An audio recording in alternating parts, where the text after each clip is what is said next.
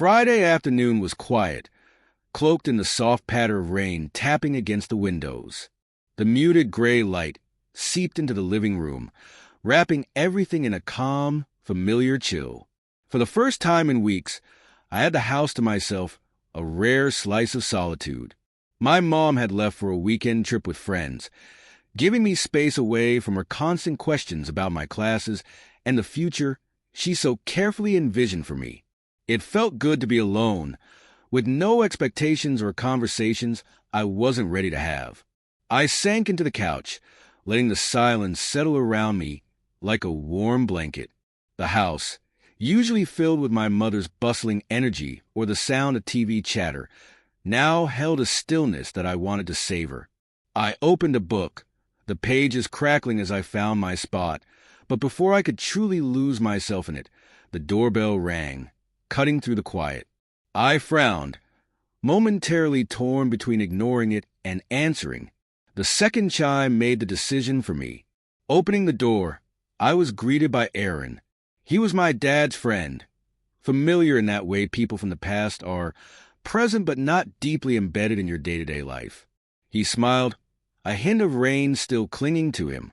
The scent of damp air and his aftershave drifted in, somehow reassuring and disarming at once.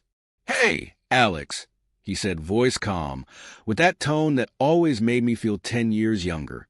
"I heard you'd be here alone this weekend, so I thought I'd check in." He was the kind of presence that made rooms feel smaller, not because he took up space, but because there was a certainty in his movements, a quiet confidence that made everything else pause. I nodded, stepping aside to let him in. The thud of his boots on the hardwood floor was familiar, a sound I remember from late-night gatherings when my dad was still around, and Aaron was a fixture in our living room, beer in hand, laughter in the air. We sat on the couch, opposite ends at first, an unspoken distance between us. It felt odd and familiar at the same time. For a while, we talked about my classes, about my plans after graduation. He asked the kind of questions that felt casual but hinted at something deeper, like he wanted to know more than the surface answers. As we talked, there was a strange comfort in it, as though I were speaking with someone who understood the unspoken parts of me. The rain outside grew steadier, a soft background to our words. It filled the silences, making them feel intentional, not awkward. Aaron's eyes, dark and thoughtful, met mine more often than I expected. His gaze held something I couldn't quite place. Warmth mixed with curiosity, and maybe a kind of knowing I wasn't ready to acknowledge. Gradually, the conversation turned from the ordinary to the personal. We spoke of dreams, the ones you don't admit in classrooms or to well-meaning parents who have their own ideas for you. Aaron listened without judgment, nodding slowly as if my thoughts were important, even the ones that felt half-formed and hesitant. "Do you ever feel like you're following someone else's path?" Aaron asked, his voice low, almost lost in the sound of the rain. The question caught me off guard, pressing on a bruise I hadn't realized was there. "Yeah, sometimes," I admitted, the words feeling like a confession, especially with my parents. They've always had this picture of what I should be doing, who I should become. It's hard to shake that. Aaron's expression softened, the lines around his eyes creasing as he nodded. "It is normal," he said, voice steady, "but it's not everything. Sometimes you have to take a step in a direction that feels a little unknown." There was a silence, deeper than before. It settled over us, heavy with something I couldn't name. I felt my heartbeat quicken, my skin warmer where our arms nearly brushed. His hand reached over, slow and deliberate, resting on my shoulder with a weight that felt both grounding and electric. The rain seemed to quiet for a moment, as if listening. I met Aaron's eyes, seeing something there that made it impossible to look away. A calm intensity, a patience that seemed to wait for me to decide what this moment meant. His thumb moved in a slow, reassuring circle on my shoulder, and I felt a shiver run down my spine. Not from cold, but from something deeper, something I didn't have words for yet. The air between us shifted, the tension thickening until it felt like it was pressing down, holding us in place. Aaron's presence, usually just familiar and safe, now felt different, like it was asking a question I hadn't considered before. I wasn't sure what the answer was, but I knew I didn't want to move away. The rain outside had settled into a steady rhythm, a backdrop that filled the quiet between us.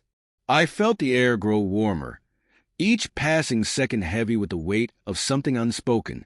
I tried to focus on breathing, on keeping my expression neutral, but Aaron's hand on my shoulder made it impossible to ignore the pull between us. It was a simple touch, yet it carried 1,000 meanings, each one more confusing and compelling than the last. Aaron's gaze never wavered.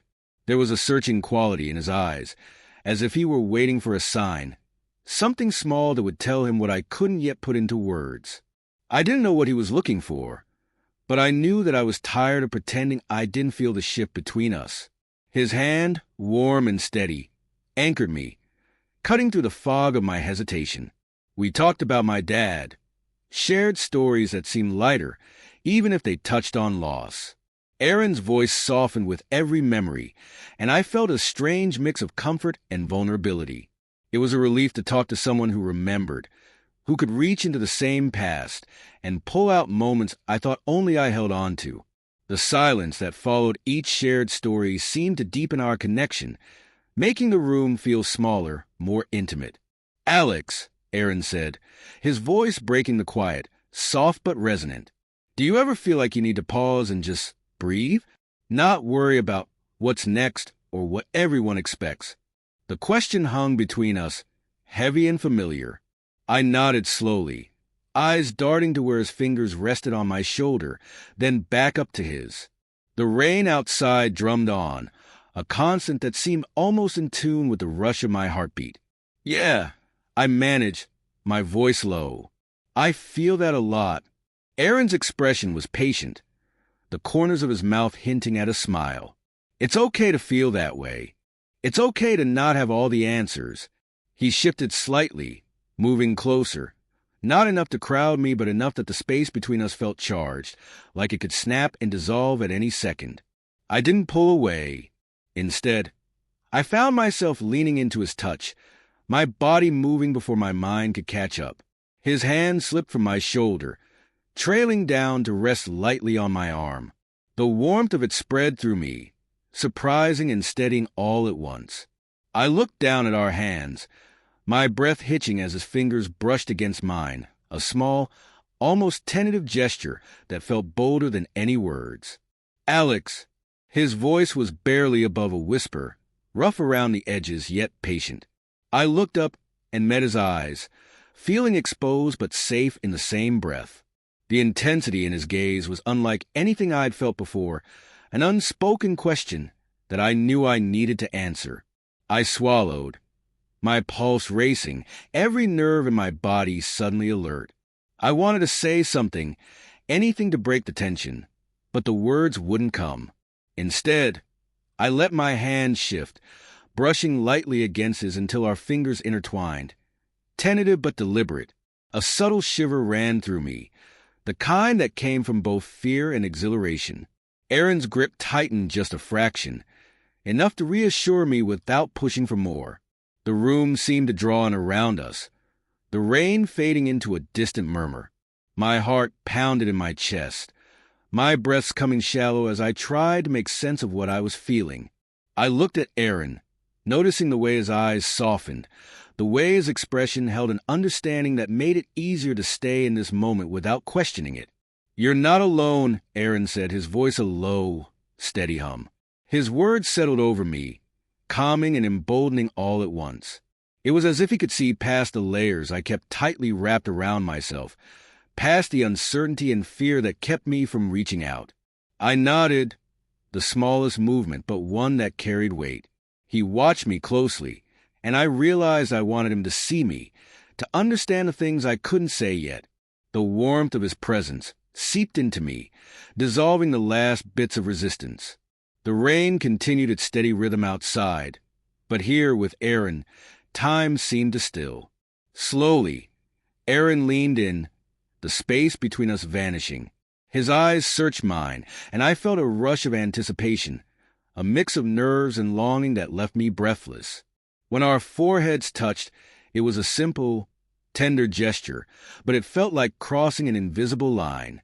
The warmth of his breath mingled with mine, and for a moment I closed my eyes, letting myself feel the closeness, the quiet promise in the air. "Whatever this is, we don't have to rush it," he whispered, the sincerity in his tone anchoring me. "I'm here, Alex, for as long as you need." The knot of tension in my chest loosened, replaced by something softer, warmer. I opened my eyes, meeting his gaze and seeing the patience there, the silent understanding that made it easy to trust him. The rain outside slowed, and the world seemed to shrink to just this room, this moment.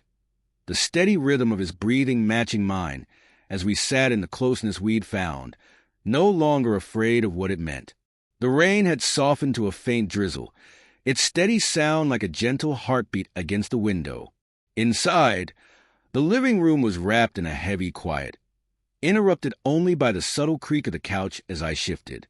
Aaron's hand remained in mine, fingers warm and firm, an anchor in a moment that felt both fragile and unyielding.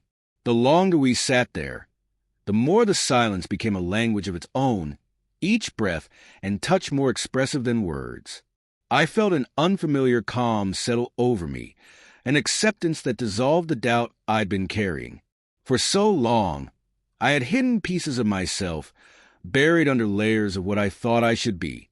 But here, with Aaron, the weight of those expectations seemed to lift. His presence beside me was steady, patient.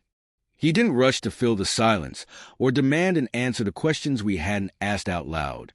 He just stayed, a quiet reassurance that made the uncertainty a little less daunting. Aaron's thumb brushed across my knuckles in a slow, soothing rhythm, his eyes still on me, watching for any sign that I wanted to stop, to pull back. But I didn't. Instead, I let out a breath I hadn't realized I was holding, leaning into the warmth of his touch. The room felt smaller, not confined but intimate, as if it held only the two of us and the rain's soft patter. My gaze dropped to where our hands were joined, a small gesture that felt like more, a silent promise, a step toward something that neither of us had planned but that felt right. The fear that had kept me silent, that had convinced me to keep walls up, began to melt away. I looked up, catching Aaron's eyes, and saw in them a reflection of my own nervous anticipation, mixed with a kind of quiet understanding. "I don't want to make you uncomfortable," Aaron said finally, his voice rough but tender, every word carrying the weight of restraint and patience. "If this is too much, we can stop." The sincerity in his voice steadied me, cut through the swirl of emotions tightening my chest. I shook my head, a small movement, but it felt monumental. "I'm okay," I said, my voice quiet, almost swallowed by the rain, but strong enough to be heard. And I meant it. The words settled in the space between us, lifting the tension just enough to make room for a sense of relief. A slow smile curved the corner of Aaron's lips, softening the intensity in his gaze. He reached up, fingers brushing a stray strand of hair from my forehead, his touch gentle, lingering. The simple gesture sent a shiver down my spine, making it hard to breathe evenly. My eyes closed for a moment, savoring the warmth of his skin against mine. The way his touch felt both grounding and electric. When I opened my eyes, Aaron's expression was unreadable, a mixture of caution and hope that mirrored my own. There was something new between us, an understanding that went beyond shared stories and old memories. It was a discovery, quiet but profound, that connected us in a way I hadn't realized I needed. Minutes stretched into what felt like hours, the silence charged but no longer suffocating. Aaron shifted closer, enough that our shoulders touched, the warmth of him seeping through the space between us. I felt my pulse quicken, my skin tingling where it brushed against his. His hand moved from my knuckles to the back of my neck, a touch that was both supportive and unassuming. It steadied me, made me feel seen in a way that unraveled something deep inside. For so long, I kept people at a distance, fearing what it would mean to let someone close. But sitting here, with Aaron's hand resting on my neck and his eyes watching me with a quiet patience, I felt that distance shrink. I leaned forward, closing the space between us until our breaths mingled, tentative and searching. The moment stretched on, and then, without hesitation, I let my lips brush against his. The kiss was soft, hesitant, and yet it carried with it the weight of everything unsaid. Aaron responded with the same gentleness, deepening the connection without urgency. The warmth of his touch spread through me, chasing away the last remnants of doubt. I felt myself relax into him, a sigh escaping as the tension melted into something sweeter, softer. When we finally pulled apart, the room was quiet again, the rain outside a muted song that seemed to echo the steady pounding of my heart.